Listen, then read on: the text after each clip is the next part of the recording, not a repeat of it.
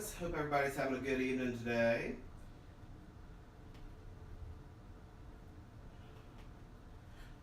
And well, don't worry, you're going to probably end up seeing some cat cuteness when I'm not doing stuff. But I hope everybody's having a good evening.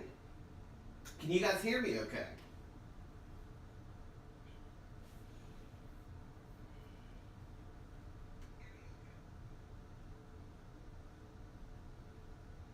Sounds like I was hearing myself, so let's hope so.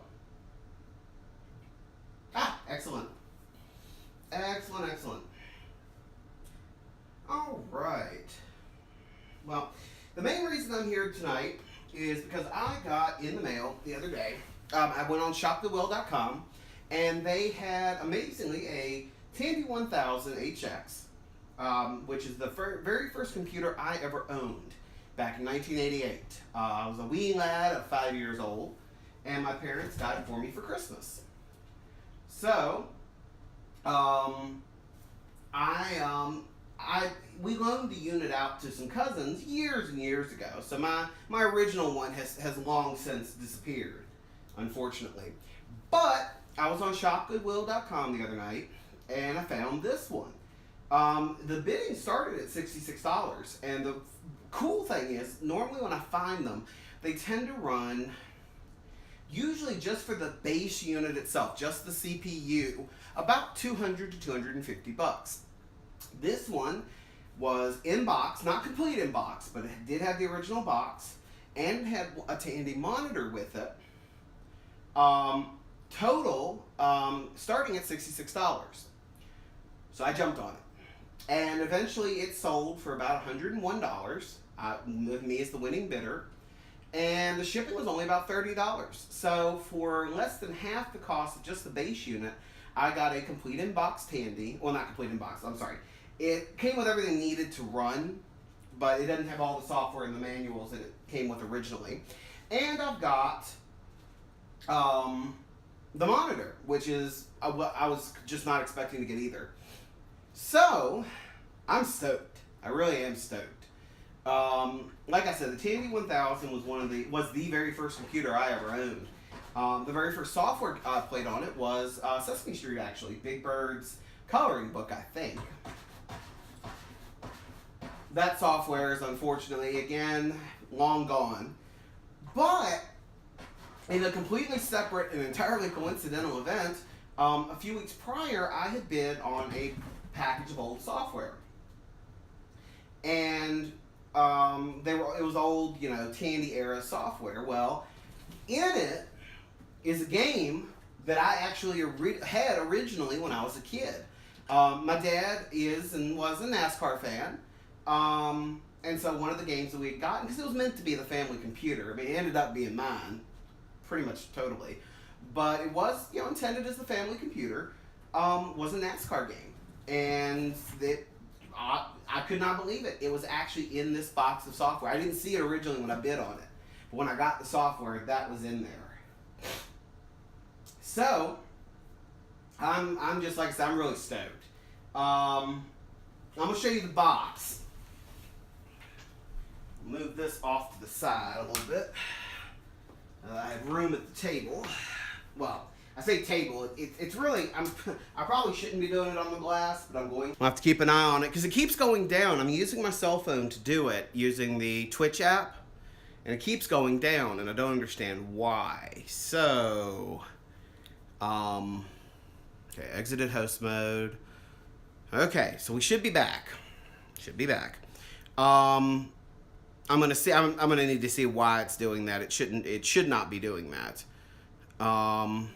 But anyways, so hopefully you can hear me again. I'm not sure what's kicking it out of the broadcast mode. But hey, at least you got a cute cat you can kind of see. Cuter than me, anyways. Isn't that right, Honor? Okay. So, as I was saying, this is the box.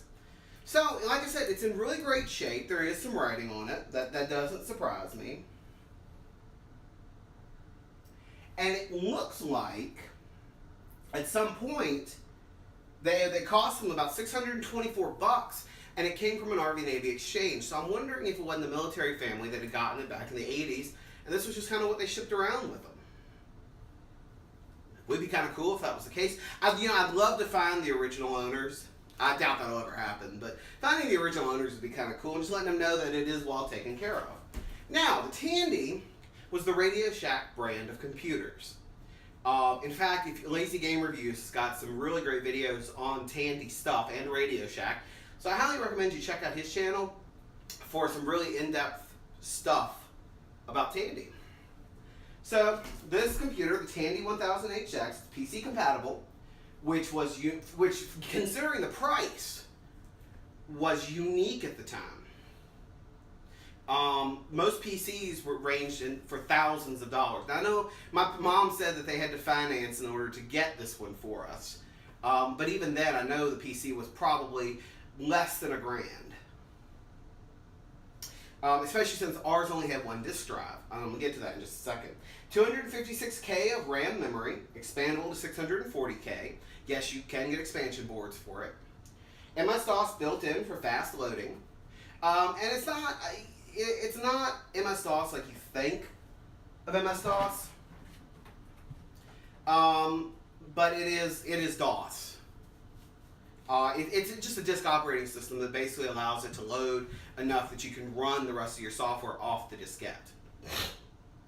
Now, this one, it says they must have added a second drive to it, or they ordered it and the box just doesn't reflect it. Built-in 3.5-inch 720K disk drive.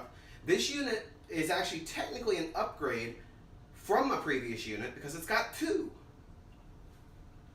And it is expandable. You can add a disk drive, a modem, and more. Now, I'll be honest, we never had a modem for this one. The first time we got a modem was back in '94. We got a 14.4 modem, and we signed up for Prodigy. We weren't in our original house then at that point. We were living where my parents are now. And that was on my Packard Bell. But, anywho, now this one is supposed to have included the Deskmate software. I don't have that, but basically it was the closest thing to a graphical interface that you got for a PC like this. It was easy. I'm not going to read everything about it, but because, again, I don't have the software, I can't show it to you, but it was the closest thing to a GUI, but of course it booted off disk. You know, and this, I love this. You know, you got the wholesome family here. You got, on the back, you know, it shows you what you can do. It's entertainment, education, and productivity. You know, it was a big deal to have a computer back in 1988. And so they kind of wanted to celebrate, especially one, again, that was really for your family to have. I mean, like I said, since it was sold at Radio Shack, again, it was easier to obtain, cheaper to obtain than a standard IBM PC would have been. And IBM PCs were intended for business.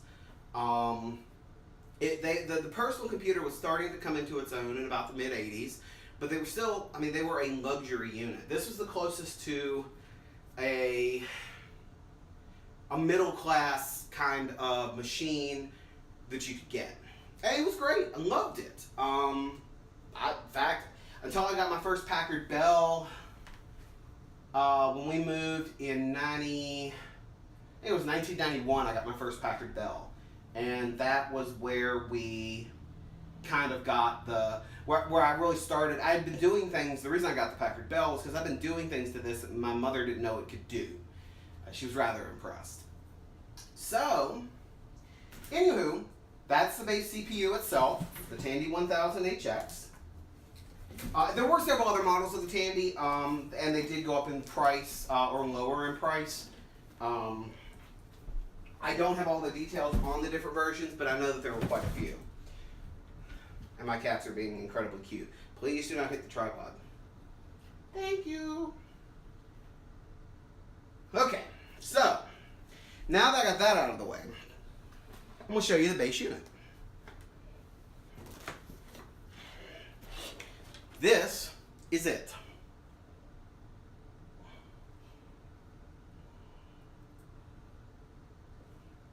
The power cord, by the way, is integrated into the unit. It is not a detachable power cord, but this is it. It was one of the, it's not unlike a Commodore 64. It was built all into one piece, and you had your diskette drives. In this case, like I said, we had two. My original only had one. And this thing was in immaculate condition. I'll be honest, I was not expecting it to be in as good a condition as it came in. The yellow piece that I'm holding on top actually was in the disk drive. It was a placeholder. Yeah, insert this sheet during transportation. So that's really kind of cool. Like I said, power cord's integrated. Get it all spooled out here. Now on the back, there isn't much really to show you on the back of the unit. There's a monitor connection, expansion port slots, and two kind of like parallel, almost like cartridge slots. I don't remember. I know that we had a printer for it at one time. I don't remember the connection type that it used. I know it plugged into one of those in the back. I just don't remember offhand, you know, what that was called. Now, if you wanted to expand this unit, there's actually an easy off top, and it just opens up into a small expansion bay. Just opens up into a small expansion bay. Of course, it wasn't meant to be user serviceable. If something happened, well, took it in for repairs to a licensed computer specialist. But on the other hand, it was easy to insert expandable slots into. Now, I'm interested to see how much memory this one actually has on it. Like I said, this is the first time I saved the first boot up for you guys. So I have not cut this on before now. And there's the cat hitting the tripod. Mood, honor. Thank you. Okay. So yeah, I have saved the very first boot up for you guys. The monitor, now I haven't taken the monitor even out of the box, but it looks like the monitor ran them about $270. Again, it has the Army-Navy Exchange sticker on it. Okay. This is it. Like I said, this is in remarkably better condition than I expected it to be. This is the original box for the Tandy monitor. I really was not expecting that. So I'm stoked for that. I mean, how often can you get these things in their original boxes? I'll be honest with you, I don't even think we had the original box for mine, even when we gave it to my cousins. So, and it's pretty bare bones. It's an RGB color monitor. And it looks like it's been moved around. So this is what I'm thinking. This must have been a military family, because this is a moving label that's on it. In fact, does it still have an address? No, but apparently they must have been in Georgia at some point. Doesn't have a mailing address on it, but they were in Georgia. And it says that this was purchased 5/4 of '88. And it says, I can't tell what that says, but I can read the date on it. So again, we've got a really good monitor, and let's go ahead and get it out of the box. Get this thing some breathing room, man. All right, set this right here. Oops. Wow, this thing even still has the foam and the cover piece.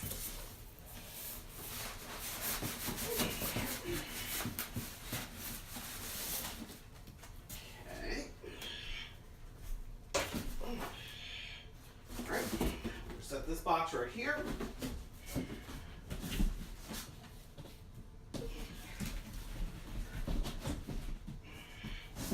I can put everything back in it.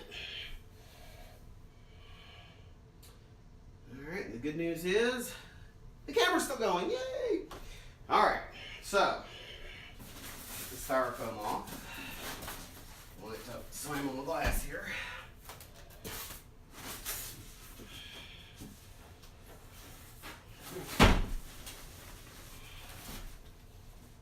Oh, it's a right beauty, I tell you. Sorry, that's my southern coming out. All right. So, let's get this piece off here. Okay.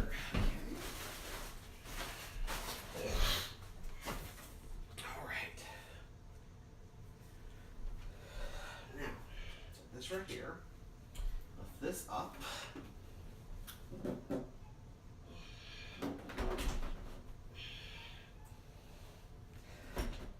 Okay, this is probably totally not how you're supposed to do it. Okay. Now what I'm going to do here. Take this off for a second. Grab these. Let's set this on top. By the way, these are some of my favorite offers. They make a great monitor stand. Because of course I probably should have put this on another shelf, but that's not going to work. Okay. Well, all right, let's try it this way.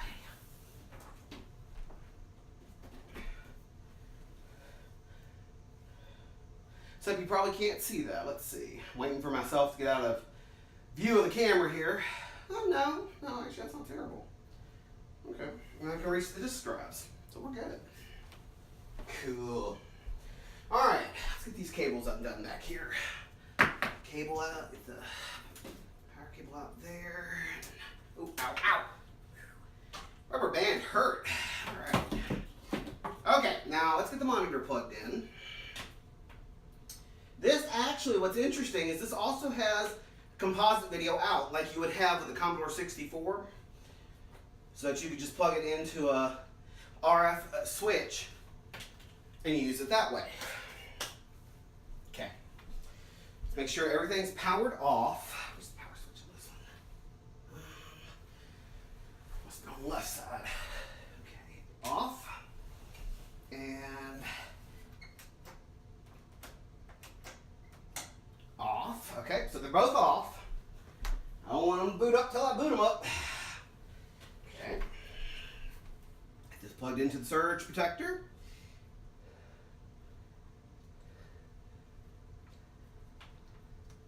Okay. They are both plugged in. Dun dun dun! Yeah, that was cheesy, so sue me. Okay, guys, now I'm going to bring the camera down just a little bit.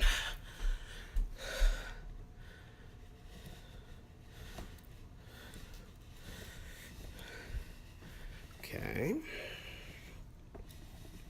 So I'll actually make it a little bit more stable. I'm going to bring it forward just a little bit. I want you guys to actually be able to see kind of what I'm seeing. Okay. Okay. All right, ladies and gentlemen. Let's fire this bad boy up. All right, monitor. I got good red light on it. This is good. Boy, is that familiar.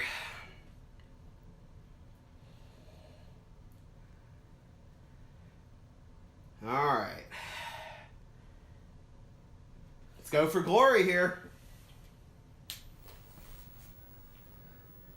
Memory size, 256K. And we're out of C prompt. You're kidding! This actually has Decimate installed and start up from the internal drive? I don't remember that at all. Oh, that's awesome. Okay, cool. You have no idea how stoked I am right now. All right, we're gonna adjust this a little bit so that you can see the screen a little bit better. So pardon for any interruptions here, guys. Honor, stay down.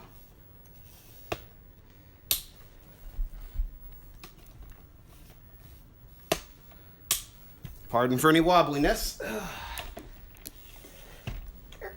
Okay.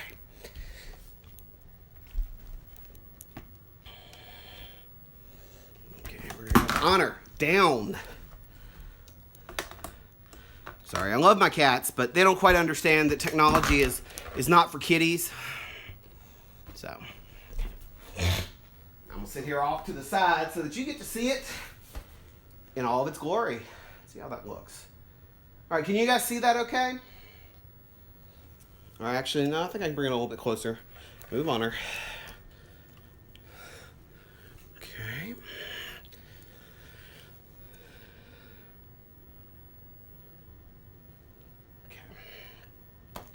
So this, I'm so stoked right now. You can't imagine. I'm with my Tandy again. Oh, I want to cry. Oh, I'm gonna cry. This is so awesome.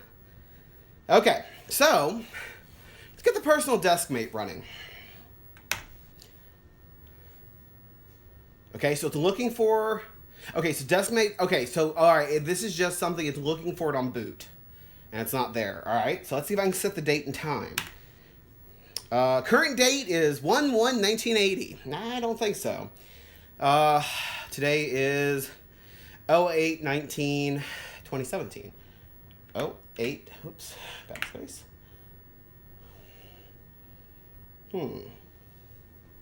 Oh, okay. Numlock. Here we go. 08-19-2017. Okay. See if it freaks out with the date. I'm actually kind of curious to see if it freaks out with the date. Oh, no, it took it. And it is 8/24, 8/34. Ooh, my eyesight's getting terrible. It is 8/25. Okay. So it's 2025.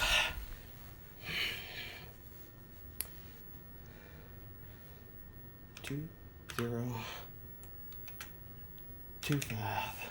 That was actually due to my mother calling me. Apparently, if you FaceTime, it will it'll knock you off. So let's see if I can get this page to refresh here.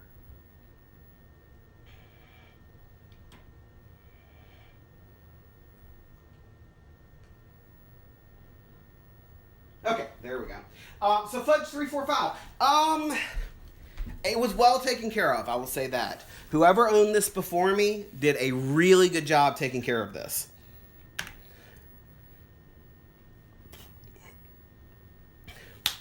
Sorry, my cat's near the power adapter. Merlin. Okay. So, cool. Now, I'm interested to see what the startup from internal drive does. I'm going to be honest with you. I don't remember that option on my original Tandy. I'm not saying it wasn't there. I just don't remember it. Startup from internal drive. Okay, it says memory is 256K. It's booting up again. Oh, okay, it just brings me right back to this. All right, that's basically like rebooting the machine. Okay, cool. That's nifty. That is very, very nifty. Okay. All right, so at this point, let's see what it says for just date and time again. Oh, interesting. The date and time is not saved, which means I'm going to have to look and see. This may require a little bit of repair because I may need to replace the, if it has the CMOS battery. Now, and honestly, I don't know if it does. I didn't think you had to set this every time you booted it, but you might have to. I'll have to find out. But I may need to replace the battery in it. It's a little dust. It was a little dusty apparently inside because I can smell it from where it's kind of baking off. All right, so we are 08/19/2017, and it is 20. Whoops. Oh, what did I hit? Oh, I hit enter instead of shift. Cute. Okay. All right, so we're at the A drive. There's nothing in it. So let's pull out a piece of software and have some fun. I've got two pieces of software that I dug out of my archives so that we could try with this. One is the software I was talking about earlier, and that is Bill Elliott's NASCAR Challenge. Like I said, this is the first piece of software, one of the first pieces of software I actually got with the system. Again, this isn't my original copy. I really wish it was, but it's not. But this was one of the original games I had for the unit. The other one, I searched for years for this game. because I love the first so much.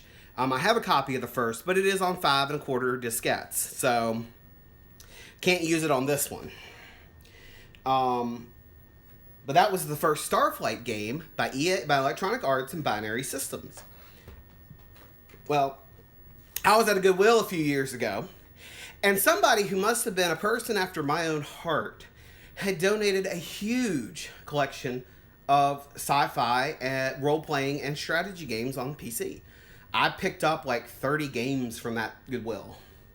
It was incredible. Pardon me just a second. Boop. Booped up cat's butt. Anyways, so I found this was one of them. One of my holy grails was sitting at Goodwill for $3. Could not believe it. So I grabbed it. And we're going to try it tonight. We're actually going to play Starflight 2, the original Starflight 2, on original diskettes on a Tandy. But first, we're going to get Bill Elliott's NASCAR Challenge up and running. All right, let's open this bad boy up.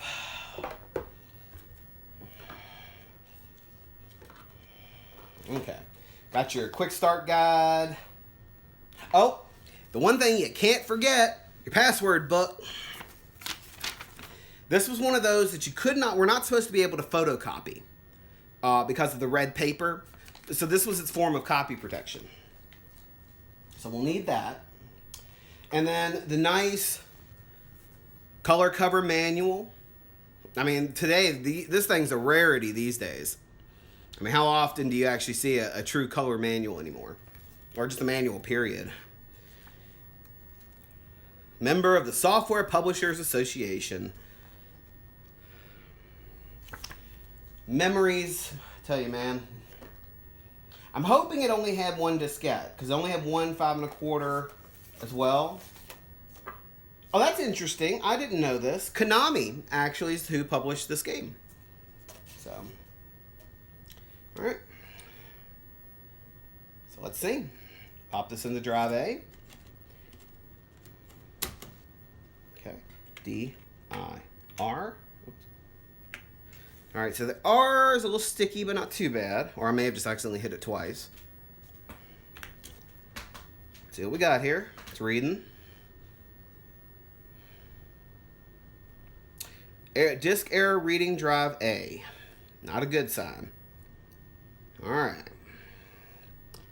Not a massive problem, but that could be an issue.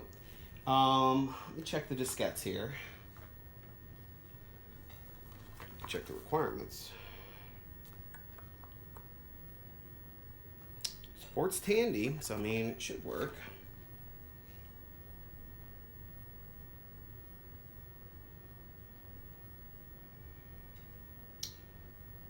Nope, should be working. All right. So, with that being the case, it's not a problem. We're going to retry. I mean, God knows how long it's been since this diskette drive's been used. Okay, so it's not reading drive A at the moment. May just need cleaning. I honestly don't know. So we're going to try drive B. It's a nice thing about having 2 drives in this bad boy. If one doesn't work, we can hope the other one does. All right, so we are going to abort. Okay, we're going to go to B. Oops. Abort. It might help if I could remember that shift is not the enter key. Okay. Let's see if this works.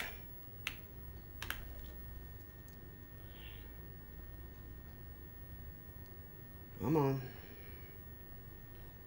Disk error reading drive B.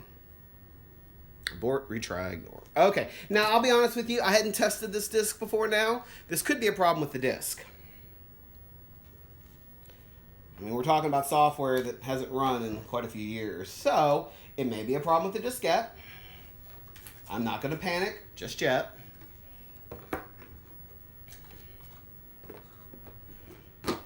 I would be surprised if the disk drives don't work, given how minty fresh the system is. All right, so let's pull out Starflight 2, Tandy 1000 family. Let's pop this in B. We'll try B first since we're already there. Okay, this is good. This is very good. It means it's a problem with the disk and not with the disk drives. Okay. So we're going to go back to the A drive.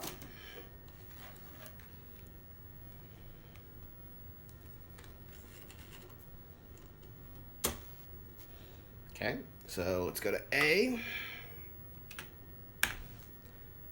Okay, now let's try this disk drive. All right, looks like the disk drives both work. This is fantastic. This is actually better than I expected. So I was expecting, to be honest, I'll be honest with you, I was expecting one of the two drives to be bad. I really was. So the fact that it's not is awesome. So, woohoo! All right. Now, here's the interesting part. We're going to see if this will actually run on this system. It's supposed to. Oh, what did I say, 256K? This may actually not run on this system, which would be unfortunate. What we're going to see.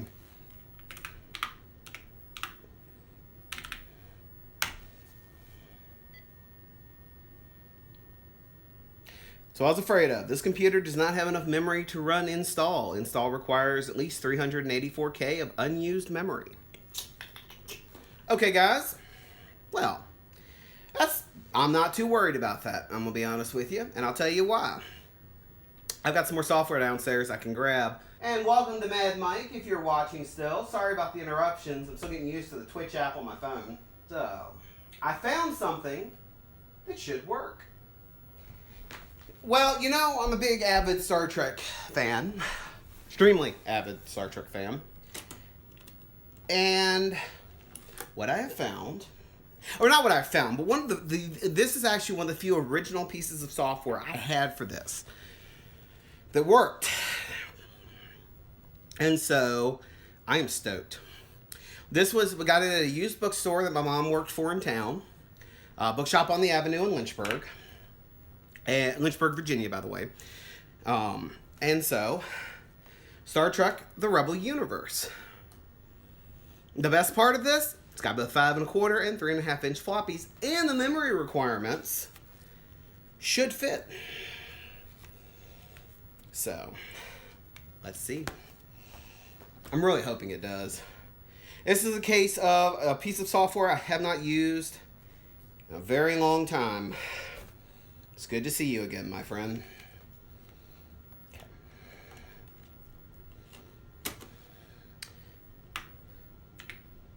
Hope it works.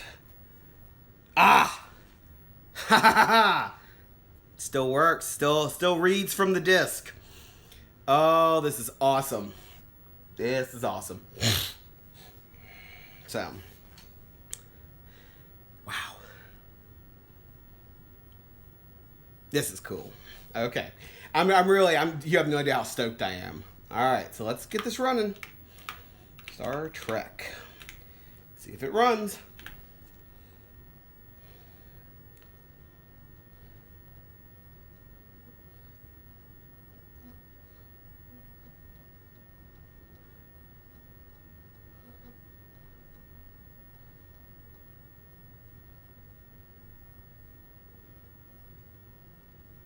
Oh, it works. I cannot believe it. It works. Oh, man. Never thought I would see this ever, ever, ever again. I really didn't. This is awesome. Oh, man. Okay. All right. So, upgrade plans for this machine in the future are definitely going to include finding a way to expand the memory up to the full 640K. Not sure how I'm going to do that, but I'm going to see if I can find a way to do it. There's got to be, I'm sure. All right, let's see. Keyboard control. Are you sure? Yes. And there we are, guys. Tandy color. The bridge of the Starship Enterprise.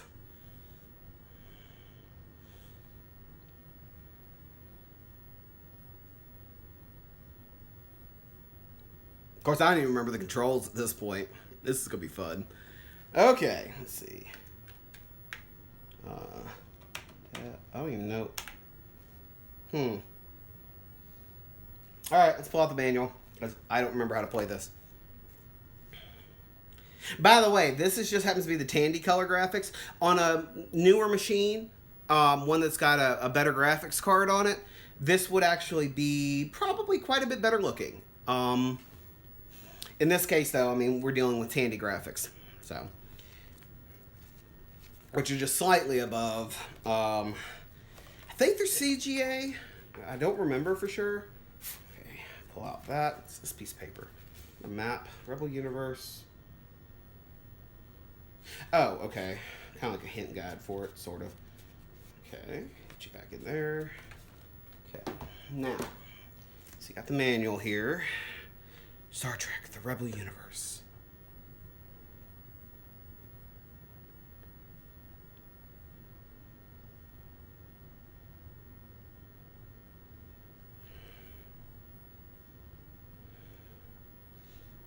Okay. Turn off the numlock.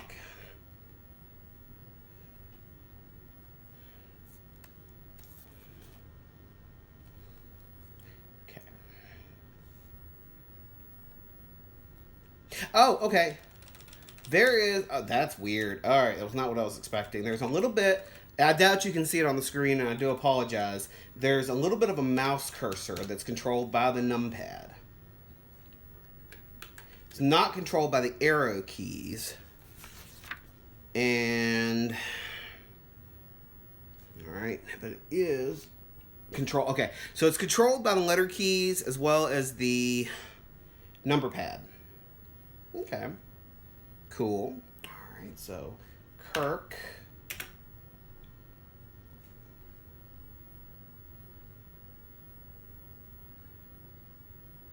Okay, so,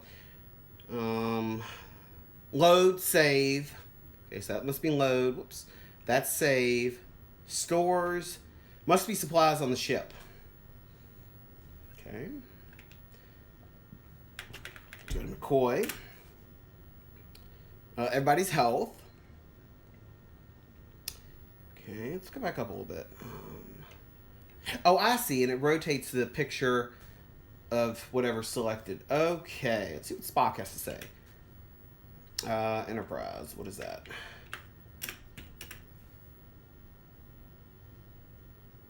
Ah, I gotta love those wireframe graphics, huh? Yeah, boy. Yeah, I remember, I must have been, I don't know, this must have been 1989, maybe 90 when I got this game. And yeah, you know, I just remember these just being just so in awe of these graphics.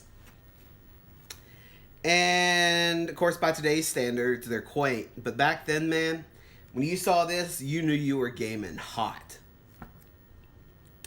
Okay. So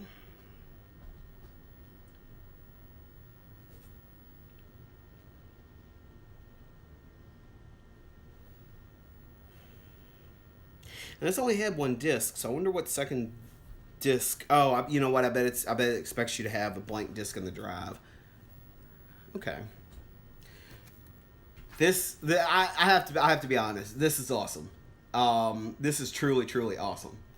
I'm sad that the Bill Elliott game didn't work. But again, I'm not terribly surprised.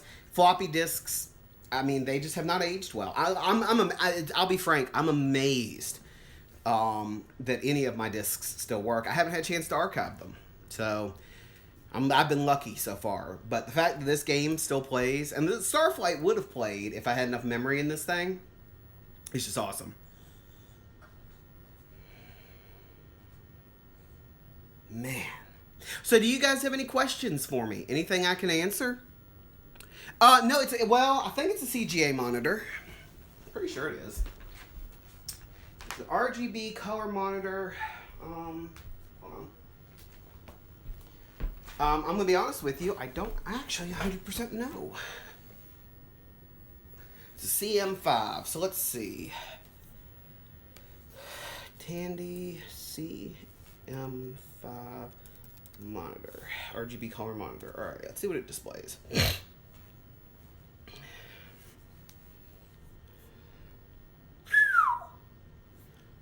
Somebody is selling this monitor, a refurbished one, for $590. Okay. Yeah, it's a CGA display.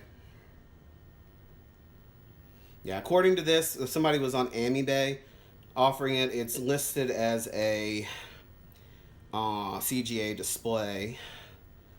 Let me pull up the Wikipedia page for Tandy and see. Tandy 1000HX, here we go. It was an updated version of the EX.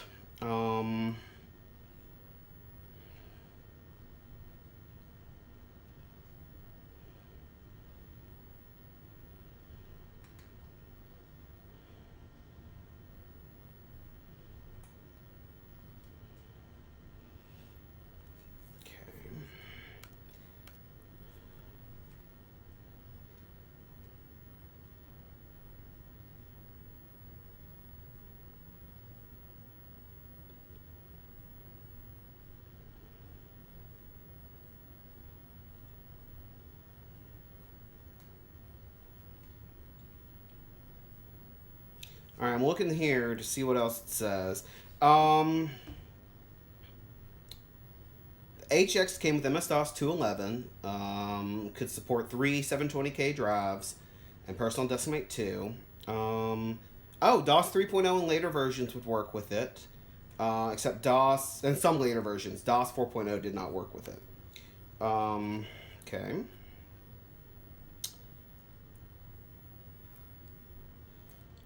So let's see here.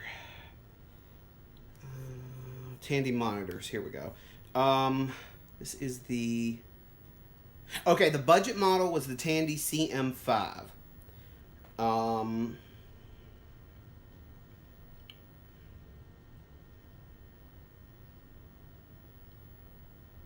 Okay, so the CM11 is the more desired one because it actually supported 640 by 200. And had a special Tandy enhanced 255 scanline adapter with it. Okay, both are 13-inch displays. Cool.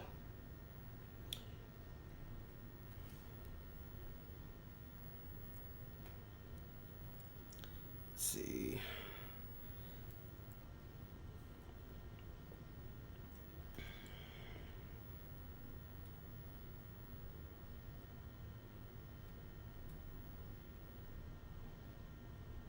Yeah, it looks like there's a hard card that you can actually add a true hard drive to these. Not too concerned about that. I'm more concerned with memory more than anything else. All right, plus cards.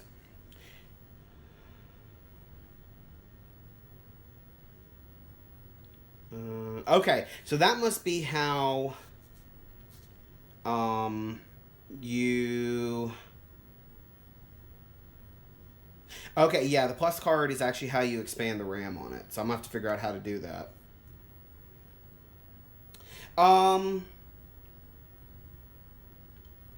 Yes, Steve. There is the option to do composite out. So I could plug it into a old analog TV, which I actually do have one downstairs in the basement I could plug it into with an RF adapter. I never did that, though. We had a Tandy monitor when we had it. I just don't remember if the one we had was the CM5 or the CM11. I'm thinking it was the CM5, because this is looking really familiar. So, that's awesome.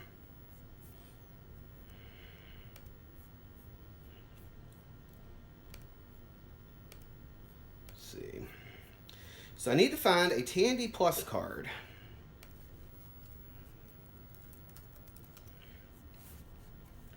Let's see. Because I want to get this thing up to the max it could take, which is a 640.